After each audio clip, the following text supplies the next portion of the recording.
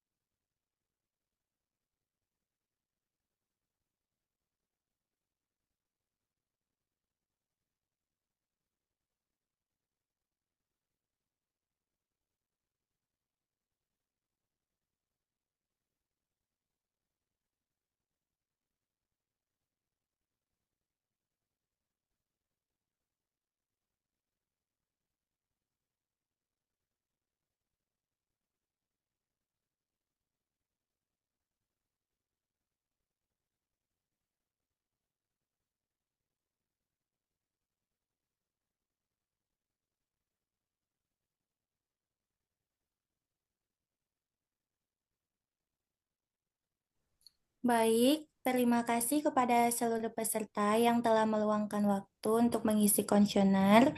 Selanjutnya, kita akan memasuki acara inti, yaitu pemaparan materi webinar. Telah hadir bersama kita Kang Miftah Effendi yang akan menyampaikan materi mengenai loneliness, mulai dari pengertian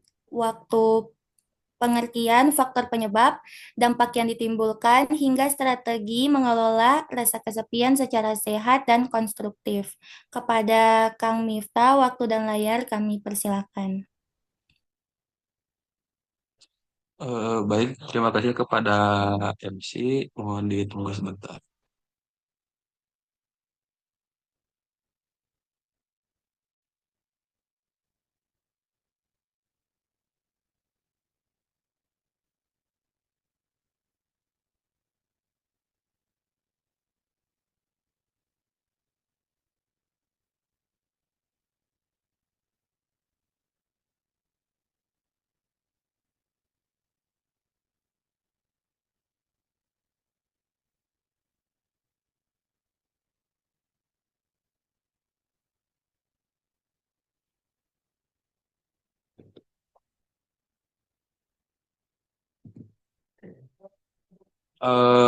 Baik ya, di sini saya izin memperkenalkan diri. Saya Muhammad Effendi dan di sini saya akan sedikit menjelaskan ya kepada teman-teman tentang apa sih loneliness itu. Nah, di sini ada loneliness atau kesepian adalah kondisi psikologis ketika seseorang merasa kurang memiliki hubungan sosial yang bermakna dan merasa tidak terhubung secara emosional dengan orang lain meskipun secara fisik tidak sendirian. Nah, untuk loneliness di kampus ini adalah situasi ketika mahasiswa merasa terisolasi, tidak memiliki dukungan sosial atau tidak dapat menjalani masa perkuliahan. Nah, fenomena ini sering diperkuat dengan tekanan akademik, perpindahan lingkungan, dan perubahan gaya hidup. Nah, kemudian di sini ada jenis-jenis dari loneliness sendiri ya. Yang pertama itu ada emosional loneliness, ada social loneliness, existential loneliness, dan situational loneliness.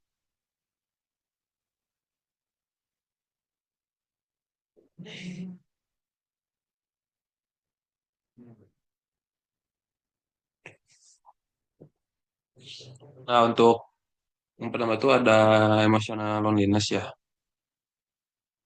Di sini emotional loneliness itu kehilangan sosok pendukung emosional yang sangat dekat seperti sahabat atau pasangan. Nah, jadi itu didasari dari emosi ya ketika yang sangat dekat tentunya tuh ya seperti yang tadi sahabat atau pasangan. Nah, bisa jadi ketika misalkan ditinggalin sama sahabat atau pacar gitu kan putus di pacar. Nah, itu masuknya ke emotional loneliness. Kemudian ada social loneliness tuh untuk social loneliness ini merasa tidak memiliki jaringan sosial atau komunitas tempat kita merasa diterima. Jadi ketika kita merasa tidak layak atau misalkan itu tuh ngerasa tidak diterima ya di eh, tempat-tempat atau sama orang-orang tuh, nah itu termasuknya tuh ke social loneliness. Kemudian ada existential loneliness. Nah, kalau yang existential loneliness ini tuh perasaan terasing yang lebih dalam tentang makna hidup dan eksistensi diri. Nah, ini tuh kayak merasa diasingkan gitu. Jadi ngerasa diri kita tuh nggak ada gitu di hidup orang lain. Kemudian ada situational loneliness atau kesepian yang muncul karena keadaan spesifik, misalnya baru pindah ke kota orang. Nah, ini biasanya tuh dirasainnya tuh sama orang-orang yang baru merantau, seperti kebanyakan mahasiswa ya, karena kan biasanya mahasiswa-mahasiswa tuh kebanyakan rantau ya keluar kota. Nah, ini biasanya bisa dirasain sama mahasiswa-mahasiswa yang semester-semester awal yang baru pindah. ke kota lain, gitu. Kemudian di sini ada penyebab loneliness di kampus ya. Yang pertama tuh ada dari faktor individu. Nah, untuk pada faktor individu itu ada beberapa ya. Kepribadian introvert atau pemalu, rendahnya kepercayaan diri atau social skill, overthinking dan rasa takut ditolak, gangguan kecemasan sosial. Nah, jadi untuk faktor individu itu lebih disebabkan ya dari diri kita sendiri. Nah, contohnya dia karena kayak introvert atau pemalu. Nah, kan kalau misalkan introvert kita jadi susah untuk apa ya sebutnya untuk bersosialisasi sama orang lain. Nah, jadi ngerasa malu gitu. Nah, jadi ini maksud ke faktor individu. Kemudian untuk yang kedua ada faktor lingkungan kampus. Nah, untuk faktor lingkungan itu kampus yang kompetitif dan kurang ruang untuk interaksi sosial, sistem pembelajaran yang padat sehingga mengurangi waktu bersosialisasi dan kurangnya budaya inklusif. eh jadi untuk faktor kampus yang terlalu kompetitif atau jadwal kuliah yang sangat padat nih bisa ya untuk jadi faktor loneliness karena jika terlalu padat jadwal di sini jadi kita tuh nggak ada waktu buat sekedar ngobrol-ngobrol sama teman di luar kampus ya biar lebih dekat. Nah, jadi bisa jadi ke loneliness juga gak punya teman gitu jadi kurang interaksi sama teman. Kemudian yang ketiga itu ada faktor transisi kehidupan.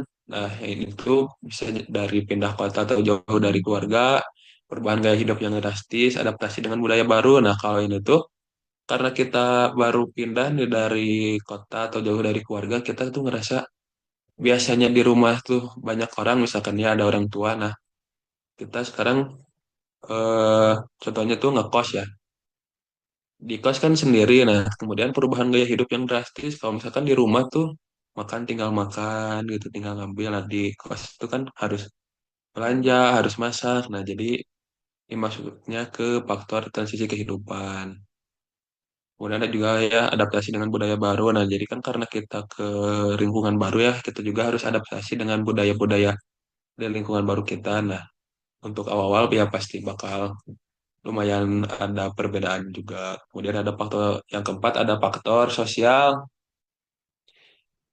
Kalau faktor sosialnya itu sulit menemukan teman yang klik atau satu frekuensi perasaan dibandingkan dengan teman lain dan pengalaman itu tidak baikkan dalam kelompok. Nah, karena kita eh, ke lingkungan baru, otomatis kita kan harus mencari teman baru juga. Nah, untuk ini tuh lumayan sulit ya untuk misalkan punya teman yang satu frekuensi karena kan kalau misalkan awal kenal kita kan nggak tahu nih teman kita itu seperti apa, kemudian perasaan dibandingkan dengan teman lain. Nah, kalau itu ngerasa kita tuh kayak minder gitu, minder karena oh orang si A mah kayak gini, si B kayak gini. Nah, jadi ngerasa diri kita tuh kurang. Kemudian ada faktor teknologi.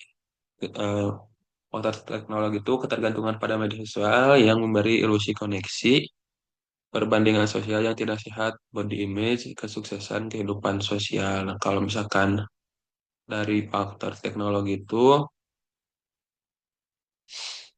eh, jadi kita ngerasa punya teman di media sosial, nah, tapi kan hanya sekedar di dunia sosial atau dalam koneksi. Nah, kalau di dunia nyata kan otomatis kita juga harus punya teman lah. Jadi harus seimbang antara di media sosial dan di kehidupan nyata. Kemudian di sini ada dampak-dampak ya, dampak dari loneliness di apa? Ada dampak loneliness di kampus. Yang pertama itu dampak akademik. Untuk dampak akademik ini karena kita ngerasa nggak punya teman, kita tuh ngerasa kesepian. Nah, jadi bisa berdampak ke akademik tuh mulai karena kita yang ngerasa nggak punya teman, jadi kita untuk masalah tugas atau apapun itu nggak bisa nanya ke teman. Gitu. Jadi bisa berpengaruh juga ke akademik, misalkan dari karena kita tuh malu buat bertanya ke orang lain, kita tuh nggak tahu tugas atau apa dan bisa berdampak ke akademik. Kemudian buat dampak sosialnya, ya seperti kita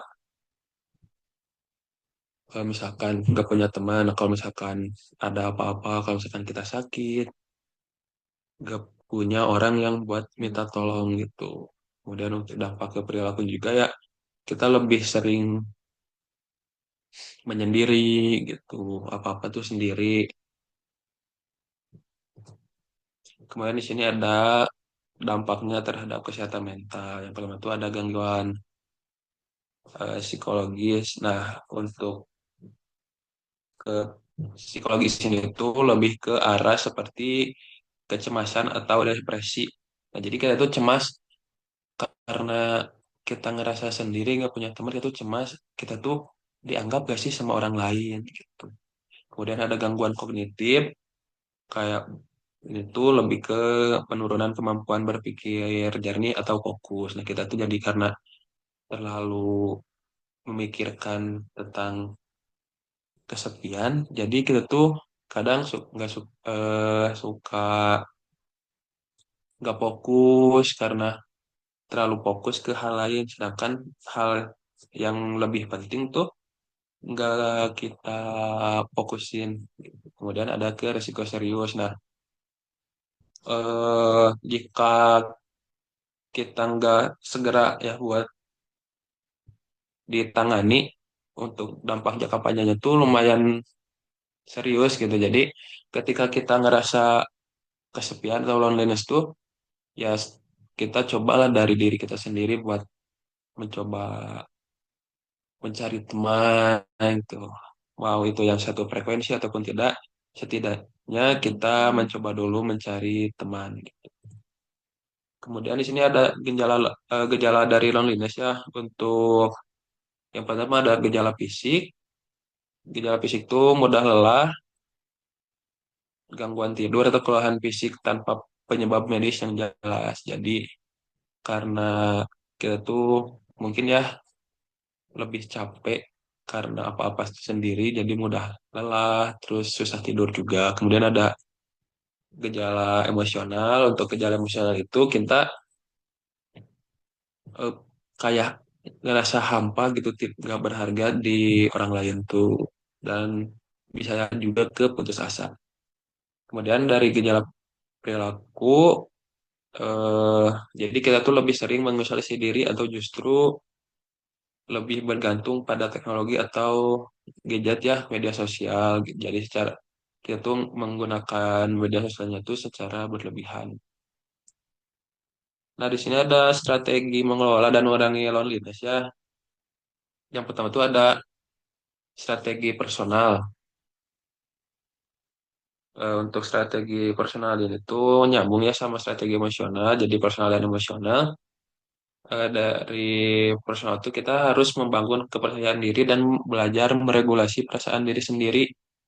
Nah, karena kita ngerasa kita tuh nggak dianggap sama orang lain, nah kita harus percaya diri, lebih meningkatkan lagi percaya dirinya supaya kita tuh, oh kita tuh emang ada dan bisa dianggap sama orang lain gitu. Jadi kalau udah ngerasa sendiri atau apapun, coba lebih di explore lagi diri sendirinya gitu, biar bisa diterima sama orang lain. Kemudian untuk strategi sosial, mencoba sama sih untuk sosial itu mencoba membuka diri atau berinteraksi sama orang lain. Bisa contohnya itu bisa bergabung sama komunitas apa gitu. Kemudian di sini ada akademik sama profesional yang eh, kalau misalkan kita tuh nggak bisa sendiri menghadapinya gitu ya, buat mengelola loneliness, ya kita bisa minta bantuannya kepada konselor. atau pembimbing akademik jika misalkan loneliness ini tuh mulai mengganggu ke kehidupan akademik.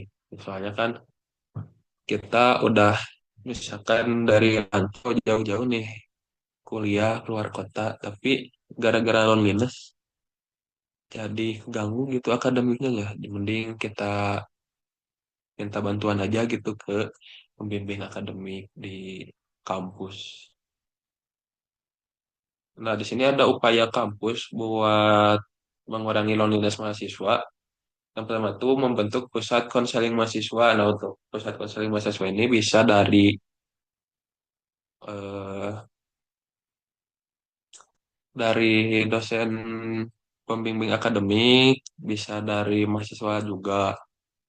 Kemudian mengadakan orientasi dan kegiatan pengenalan kampus yang inklusif. Nah, ini biasanya dilakukan pas PKKMB ya, tentang ada apa aja di kampus gitu. Kemudian menyediakan komunitas minat, musik klub, study group, dan sebagainya. Nah, seperti yang tadi saya jelaskan ya, bisa mencoba join ke komunitas. Kalau misalkan kita suka nih sama musik, bisa join ke musik club, suka belajar ke study club, atau suka olahraga, bisa ikut ke komunitas olahraga juga di kampus gitu. Kemudian menciptakan lingkungan yang tidak diskriminatif. Nah, penting ya buat ini yang lingkungan yang tidak diskriminatif, karena eh, di kampus itu kan kita dari berbagai daerah, dari berbagai pulau, dari berbagai suku. Nah, jadi nggak ada yang didiskriminasi. Oh, si A dari kota ini, dari suku ini. Nah, jadi nggak boleh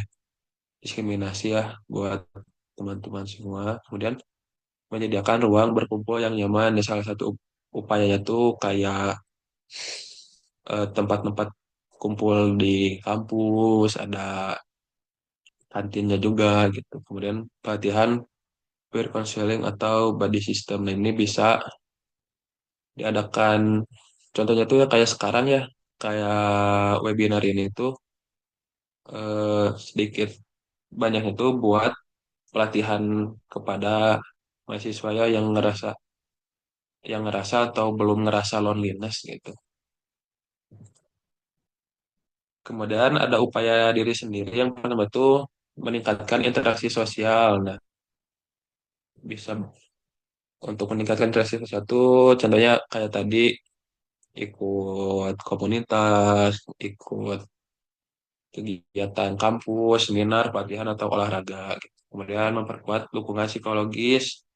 Nah, untuk dukungan psikologis ini tuh mengakses layanan konseling yang tersedia. Nah, kalau misalkan kita merasa butuh eh, orang lain, bisa ya untuk konseling. Kemudian untuk yang ketiga meningkatkan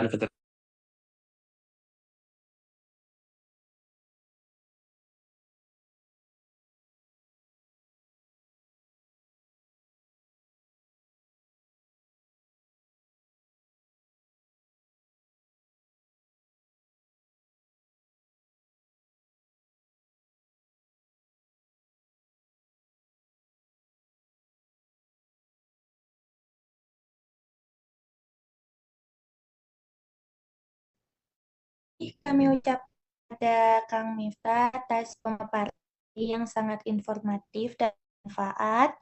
Selanjutnya kita memasuki sesi tanya jawab. Bagi peserta yang ingin mengajukan pertanyaan, dipersilakan melalui akan fitur raise hand.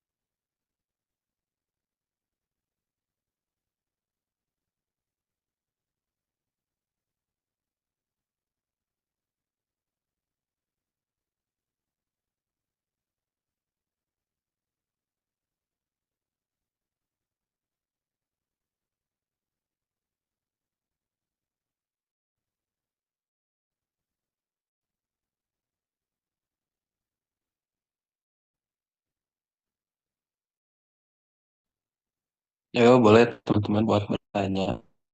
Malu kita saja di sini.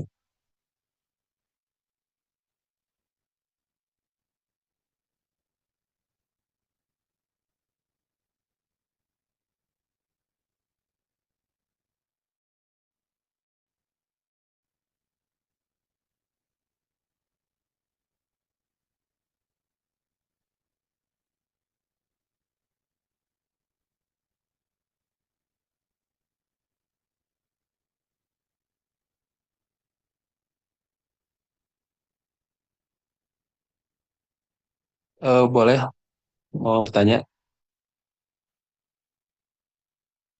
buat Sheila, boleh.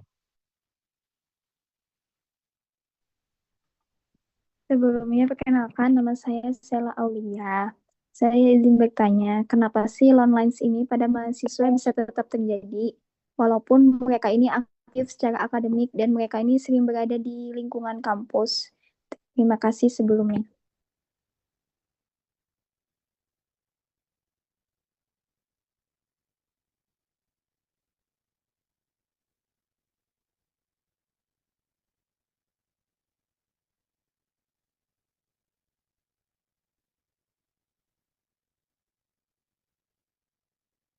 Boleh diulang, mohon maaf. Eh,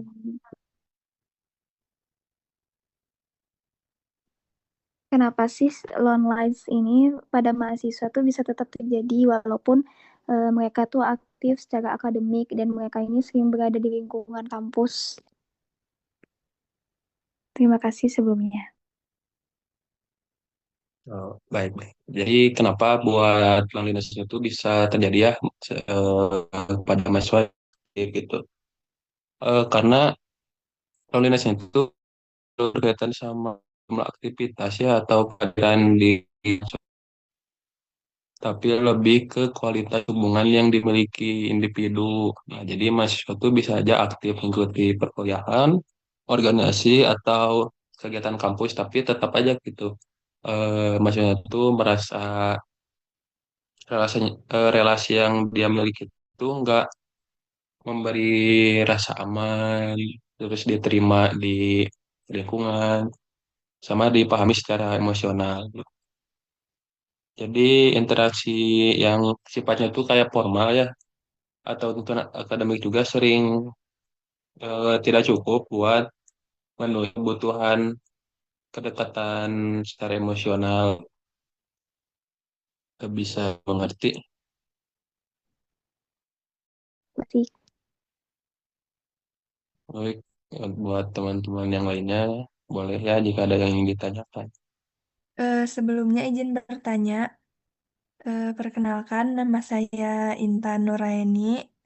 Pertanyaannya, bagaimana cara penggunaan media sosial itu dapat memperburuk perasaan loneliness pada mahasiswa meskipun itu tujuannya itu untuk berkomunikasi? Terima kasih. Baik ya, jadi ternyata tuh kenapa media sosial itu dapat memperburuk ya. Padahal media sosial itu digunakan buat komunikasi juga. Nah, karena eh, di media sosial itu seringkali menampilkan gambaran kayak kehidupan dari orang lain yang kelihatannya tuh bahagia sama sukses. Nah, jadi itu tuh memicu perbandingan sosial yang gak realistis ke diri kita tuh. Nah, hal ini tuh bisa bikin mahasiswa tuh merasa tertinggal, gak cukup baik, atau kurang memiliki kehidupan sosial yang ideal gitu. Nah, jadi selain komunikasi daring yang minim, interaksi emosional mendalam juga dapat menggantikan hubungan nyata, nah sehingga jadi ke mahasiswanya tuh merasa terhubungnya tuh secara semu gitu. Jadi tetap aja ngerasa kesepian secara psikologis gitu. Soalnya cuma berhubungan di media sosial gitu. Jadi kurang ngerasa emosionalnya gitu.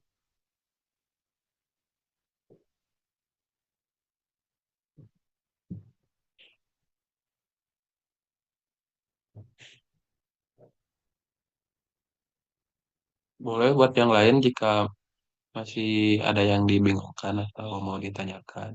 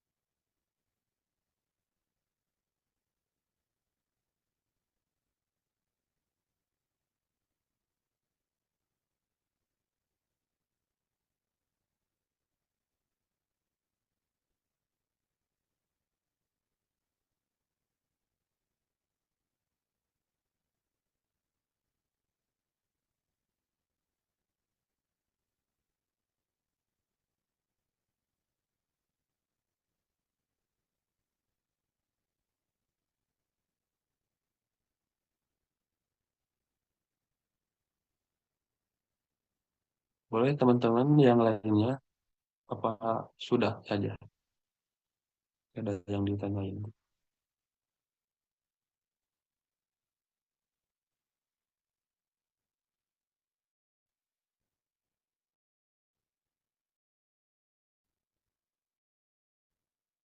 Oh, ini di Titihara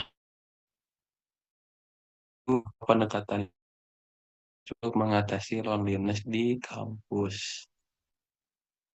Jadi, kenapa pendekatan di pintu itu tidak cukup ya buat mengatasi loneliness di kampus itu? Karena loneliness itu tidak hanya bersumber dari individu ya, tapi ada faktor-faktor lainnya, tapi juga bisa jadi gak kayak struktur sosial atau budaya kampus. Nah, jadi kalau misalkan menyalahkan individu itu beresiko mengabaikan peran lingkungan yang kurang inklusif dan minim interaksi sosial yang bermakna kan.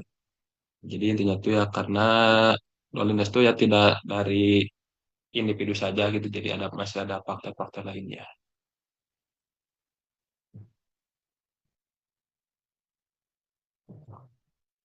Baik, Kang, terima kasih. Eh,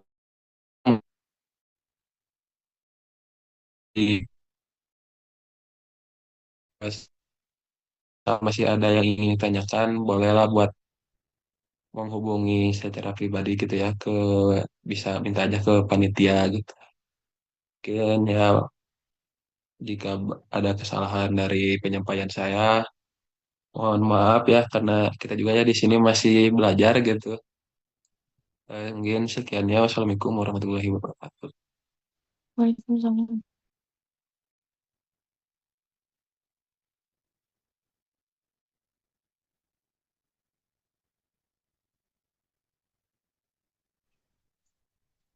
Baik, hadirin yang berbahagia, tidak terasa kita telah sampai di penghujung acara webinar hari ini.